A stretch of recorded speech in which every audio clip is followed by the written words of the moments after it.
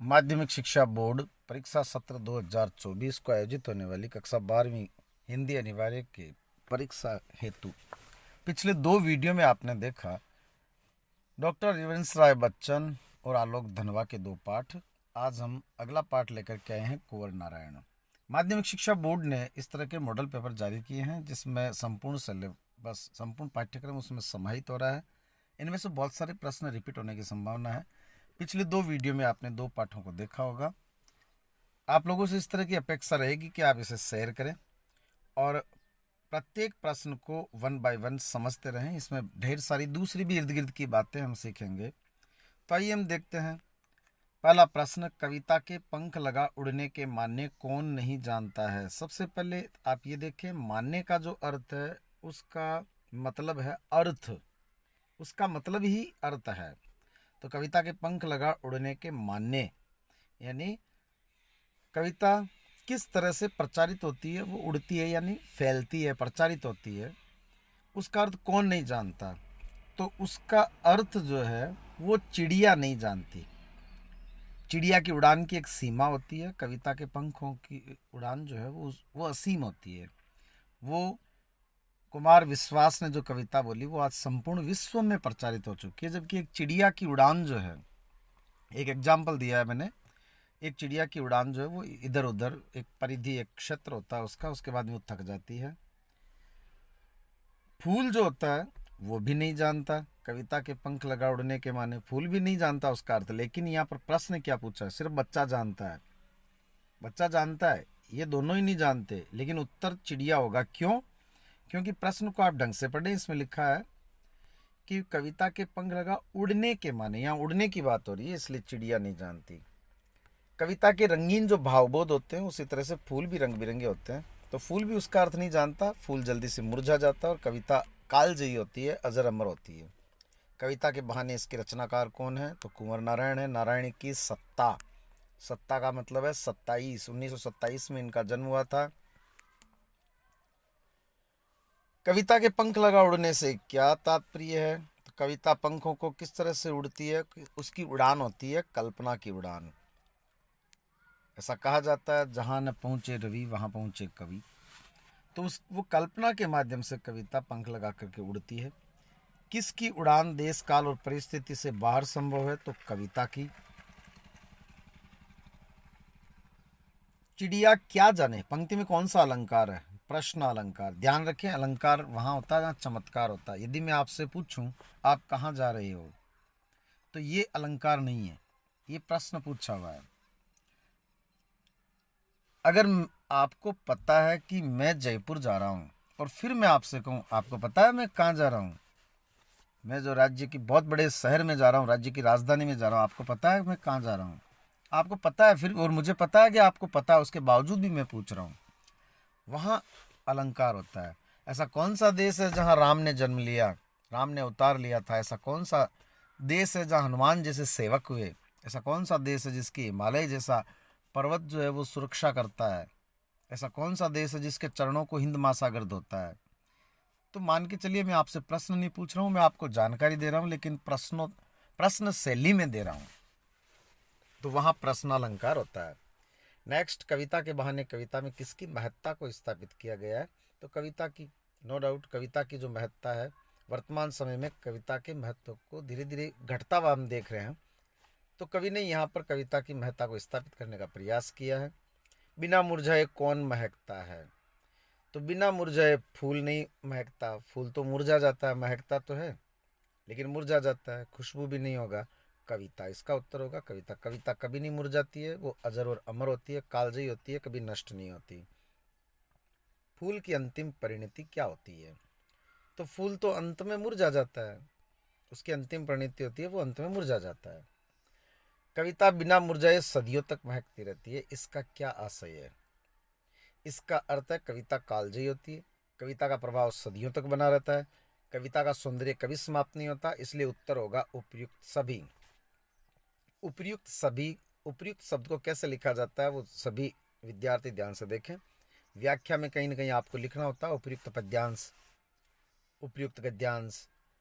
यदि प्रार्थना पत्र आता है तो उपयुक्त विषयांतर्गत निवेदन है, तो उपयुक्त शब्द को आप गलत नहीं लिखें, इसकी वर्तनी देखें। तो इसका उत्तर जो है वो उपयुक्त सभी है। कविता पढ़ते समय और लिखते समय काल के बंधन टूट जाते हैं और बच्चों के खेलते समय किसके बंधन टूट जाते हैं? धर्म के बंधन टूट जाते हैं। हिंदू और मुसलमान बच्चे आपस में बड़े प्रेम से खेलते हैं। भेदभाव के बंधन टूट जाते हैं। अमीर गरीब का कोई भेदभाव नहीं होता। संकीर्णता के सारे बंधन टूट जाते हैं। और कविता भी दो दिलों को जोड़ने का काम करती है, प्रेम बढ़ाती है। उसमें भी धर्म के, भेदभाव के, संकीर्णता के सारे बंधन टूट जाते हैं। इसीलिए ऐसा अंत में कविता में आया है कि कविता का जो अर्थ है, कविता के जो माने हैं वो बच्चा ही जाने। जिस तरह से बच्चे आपस में खेलते हैं, कविता में शब्दों का खेल होता है, लेकिन वो इन सभी बंधनों को तोड़ देती है। इसलिए उपयुक्त सभी इसमें उत्तर होगा। नेक्स्ट हम देख रहे हैं लघुत्रात्मक प्रश्न, जिनका उत्तर एक पंक्ति में दिया जाना चाहिए। कविता के बहाने कविता में कवि को किस बात का संदेह है? तो कवि को इस बात का संदेह है कि कविता का अस्तित्व मिट नहीं जाए। तो वो उसके अस्तित्व को लेकर के संदेह की स्थिति अपने मन में रखे हुए है। कविता की उड़ान व चिड़िया की उड़ान में क्या अंतर है? चिड़िया की उड़ान की एक सीमा होती है, कुछ समय बाद में वो थक जाती है, जबकि कविता की उड़ान अर्थात उसके प्रचारित होने की कोई सीमा नहीं है।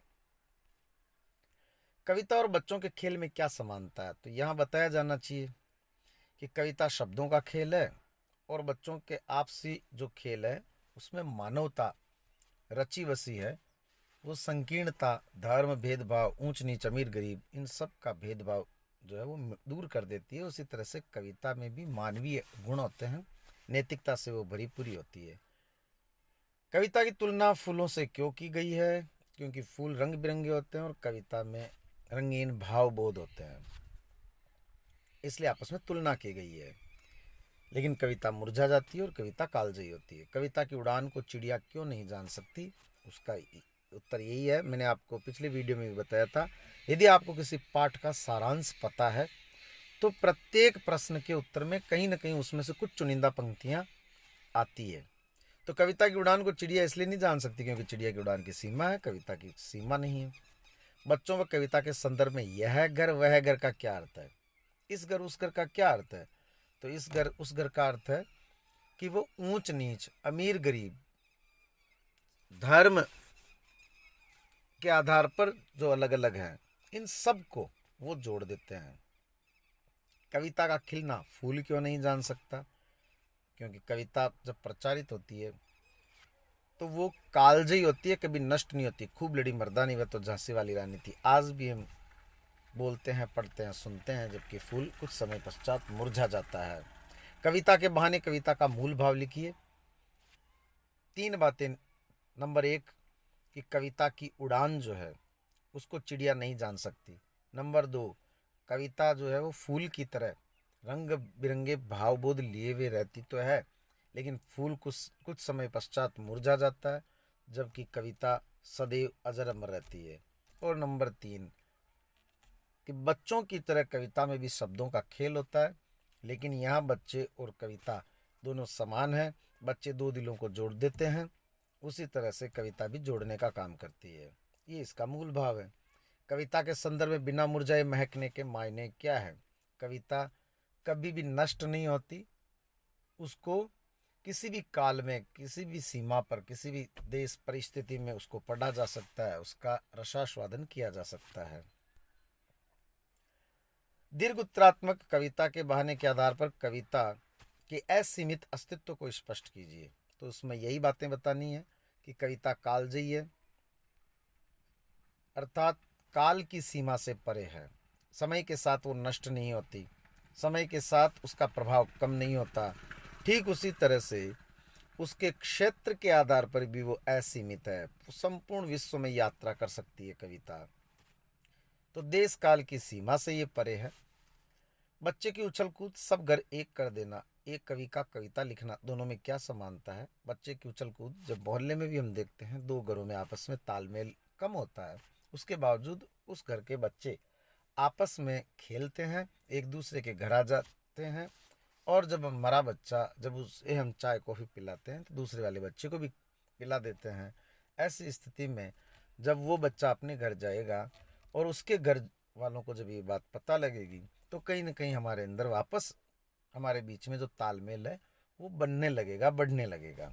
तो बच्चे की उछल कूद उस संकीर्णता से, अमीर गरीब की धर्म के आधार पर सब उन भावों को वो मिटा देती है। उसी तरह से कविता भी, कविता में जब इस तरह के भाव होते हैं तो वो भी इन संकीर्णताओं को दूर कर देती है।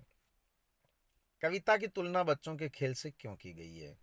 क्योंकि बच्चे जिस तरह से आपस में खेलते हैं, कविता में शब्दों का खेल होता है।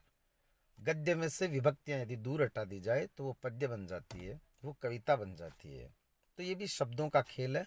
उचित भाव के अनुसार उचित शब्द यदि रखे जाएं तो वो कविता प्रभावी बनती है। नेक्स्ट, कवि कुंवर नारायण का जीवन परिचय। तो इसमें हमें बताना चाहिए कि 1907 को इनका जन्म हुआ था और इनकी जो रचनाएं हैं वो आपको याद होनी चाहिए। चक्रव्यूह, परिवेश, हमतुम, आकारों के आसपास आदि, आत्मजयी जैसी रचनाएं जो है, ये 2-4 रचनाएं। ये कुंवर नारायण की प्रथम कविता। दूसरी कविता है बात सीधी थी पर। एक लाइन में आपको बता रहा हूं जिसको याद रखना है। इन दिनों, एक वाक्य बता रहा हूं, इन दिनों कविता के बहाने, इन दिनों कविता के बहाने बात सीधी थी पर कोई दूसरा नहीं। अब आप देखो, इन दिनों जो है, इस संग्रह से ये वाली कविता ली गई है, कविता के बहाने। और बात सीधी थी पर कोई दूसरा नहीं, इससे ली गई है। इन दिनों कविता के बहाने बात सीधी थी पर कोई दूसरा नहीं। इन दिनों कविता के बहाने बात सीधी थी पर कोई दूसरा नहीं। तो बात सीधी थी पर, ये कोई दूसरा नहीं संग्रह से ली गई है। और इन दिनों संग्रह से कौन सी कविता है? कविता के बहाने। नेक्स्ट, बात सीधी थी पर कविता के रचयिता कौन है? तो कुंवर नारायण। सीधी बात किसके चक्कर में टेढ़ी हो गई? एक बार बात सीधी थी पर एक बार भाषा के चक्कर में जरा टेढ़ी फंस गई, तो वो भाषा के चक्कर में। नेक्स्ट, भाषा के क्या करने से बात और अधिक पेचीदा हो गई? आपको पता हो तो उसमें यह है कि मैंने समस्या को समझे बिना शब्दों को उल्टा पलटा, तोड़ा मरोड़ा, घुमाया फिराया कि बात या तो सिद्ध या तो बने या पर भाषा के चक्कर से बाहर आए। ऐसी उसमें पंक्तियां हैं। तो इसके सभी उत्तर है उलटने पलटने, तोड़ने मरने, घुमाने फिराने। इसका मतलब है उनको संशोधित करने से। तो उपयुक्त सभी उसमें उत्तर है, लेकिन भाषा और अधिक पेचीदा हो गई, बात और अधिक पेचीदा हो गई। कवि के कर्तव्यों को देखकर तमाशबीनों ने क्या किया? इस पर मुझे साफ सुनाई पड़ रही थी तमाशबीनों की वाहवाही। तो वाहवाही की, लेकिन इसमें आप देखिए पर्याय शब्द, उसकी झूठी तारीफ की, शाबाशी दी, तो उपयुक्त सभी। बात कवि के साथ किसके समान खेल रही थी? बात कवि के समान। मुझे पसीना पहुंचते देख करके बात ने शरारती बच्चे की तरह मुझसे पूछा, क्या तुमने भाषा को कभी सहूलियत से बरतना नहीं सीखा? ये है कविता की वो पंक्तियां। तो बात कवि के साथ किसके समान खेल रही थी? बात जो है वो एक शरारती बच्चे के समान। बात की चूड़ी मरना। आखिर बात की चूड़ी मर गई और मैंने उसे उसी जगह कील की तरह ठोक दिया। तो बात की चूड़ी मर जाना का अर्थ है उसका निष्प्रभावी हो जाना, उसका प्रभावहीन हो जाना। लेकिन आप देखें, बात का सहज और स्पष्ट हो जाना, जी नहीं। बात में कसावट आ जाना, अगर यहाँ पर होता नहीं, बात में कसावट का नहीं होना या सहज और स्पष्ट नहीं होना, तो उत्तर होता उपयुक्त सभी। लेकिन यहाँ पर है बात का प्रभावहीन हो जाना, तो यही इसका अर्थ है। चूड़ी मर जाने का अर्थ है बात में फिर वो प्रभाव नहीं रहता है। कविता में किसकी सहजता की बात की गई है? भाषा की। कई बार हम देखते हैं जब कोई स्पीच देते हैं, भाषण देते हैं, तो कुछ लोग जो है वो जानबूझ करके ये बताने के लिए कि उसे कितना ज्ञान है शब्दों का, और वो इतने अच्छे शब्दों का प्रयोग करता है कि उसकी बात के साथ वो शब्द जुड़ते नहीं हैं और वो समझ में नहीं आती। इसलिए भाषा सहज होनी चाहिए। बनावटी और आडंबर युक्त भाषा के प्रयोग से बात कैसी हो गई? प्रभावहीन हो गई, उद्देश्यहीन हो गई, अर्थहीन हो गई। तो उत्तर उपयुक्त सभी। नेक्स्ट, भाषा को सहूलियत से बरतने का क्या अभिप्राय है? तो भाषा को सहूलियत से बरतने का अभिप्राय है कि बात के अनुसार सरल और सहज शब्दों का प्रयोग करना।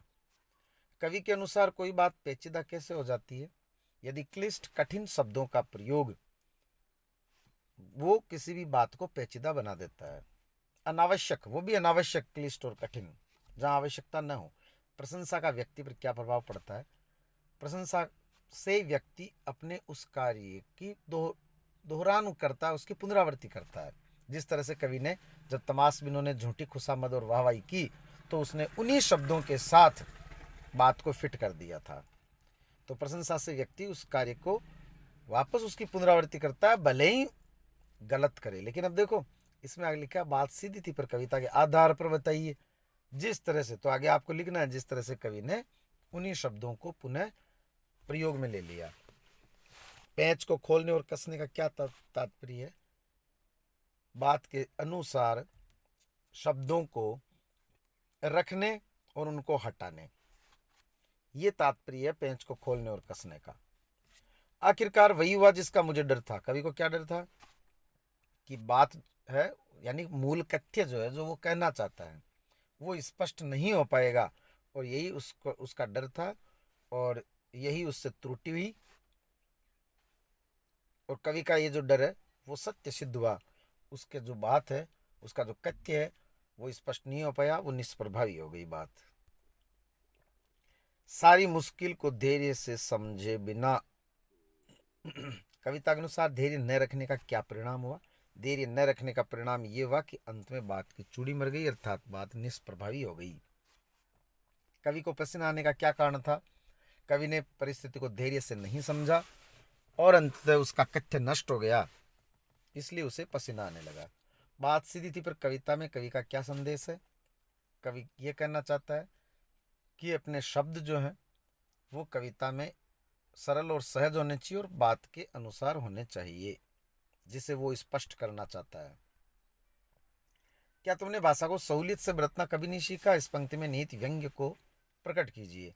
तो इसमें ये व्यंग्य है, कवि ये कहना चाहता है कि बहुत सारे कवि, बहुत सारे लोग जो भाषा को इस तरह से प्रयुक्त कर देते हैं जो श्रोताओं के अनुसार न हो, जो उसकी बात के अनुसार न हो, केवल विद्वता को प्रकट करने वाले हों, और ऐसे विद्वता को प्रकट करने वाले शब्द कविता को, पद्य को या उसकी बात को निष्प्रभावी बना देते हैं, उनमें कसावट नहीं होती है। बात सीधी थी पर कविता का प्रतिपाद्य बताइए। जितनी बातें जो मैंने अभी कही है वही प्रतिपाद्य, वही मूल भाव है, वही केंद्रीय भाव है। हमें उस कविता का सारांश ये लिखना चाहिए कि यदि कवि ने कभी शब्दों को बात के अनुसार नहीं रखा, और यदि उससे महसूस भी हो जाए, लेकिन तमाशबीनों की वाहवाही से प्रशंसा, झूठी प्रशंसा करने वाले, खुशामद करने वाले, झूठी वाहवाही करने वाले लोगों पर लुब्ध होकर के, और यदि वो उसे फिर उन्हीं शब्दों के साथ उस कविता को लिखने का प्रयास करेगा, तो उसकी कविता में निहित अर्थ जो है वो स्पष्ट नहीं हो पाएगा, वो उद्देश्यहीन हो जाएगी, निरर्थक हो जाएगी।